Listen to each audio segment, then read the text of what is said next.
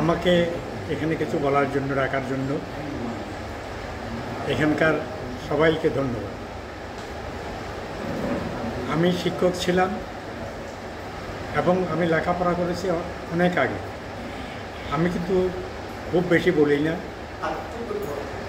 হ্যাঁ, আর আমি আমার ছাত্র জীবনে ওই ব্যাখ্যা লেখা এবং সংক্ষিপ্ত কোনো জিনিসকে সংক্ষেপ করা, এটাতে আমি সবসময় সবার আগে থেকে আমি এখানেও বেশি কথা বলবো না।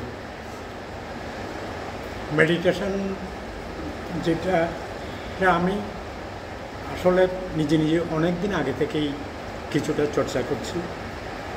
আমার যতটুকু পারি ওই ফেসবুকে কিংবা ইয়েতে আমি ওই বিপাসনা কি ও কোয়ান্টাম কি এগুলো সম্পর্কে কিছুটা ধারণা আমার আছে এবং আমি নিজেও প্রত্যেক দিন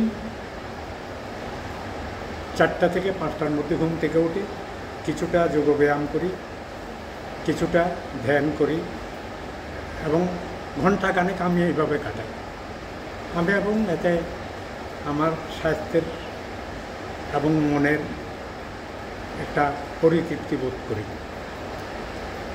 তো সেদিনের সেমিনারের সাফল্যের কথা আমি যদি বলি, আমি সেদিন বলতে চাইছিলাম কিন্তু অনেক সময় হয়ে গেছে, সেই জন্য আমি বলিনি। যে সেদিনের সাফল্য ওইটুকু সবচেয়ে বড় সাফল্য। 2.5 ঘন্টা আমরা নিশ্চুপ হয়ে সবাই শুধু শুনেছি। অন্য কোনো সভাতে, ধর্মীয় সভাতে কিংবা এমনি সভাতে আমরা এতক্ষণ চুপ থাকি না। সেদিন আমরা চুপ থেকে সবাই শুনেছি এবং নতুন অনেকেই এসেছিলেন, সবাই এটা শুনেছি। আর বেশি কথা বলতে হয় না, এখন সবাই সব কিছু জানে, নানাভাবে জানে।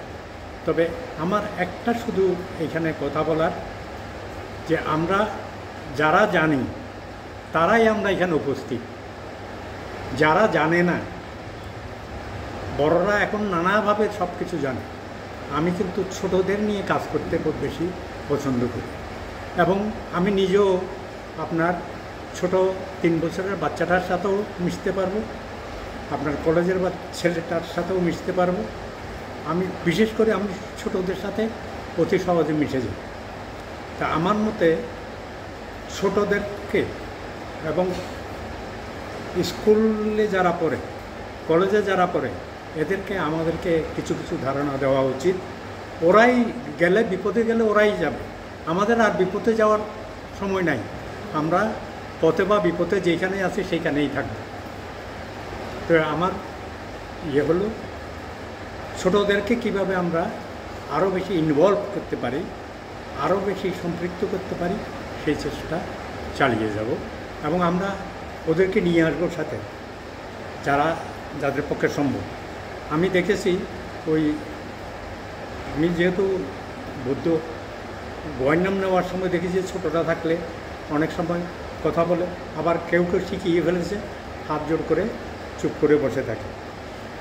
আমরাও যদি এইসব ধ্যানের মধ্যে আনি এবং কিছুটা উপলব্ধি করাতে পারি, তাহলে ওদেরকেই আসলে এই জিনিসটা শেখানো উচিত।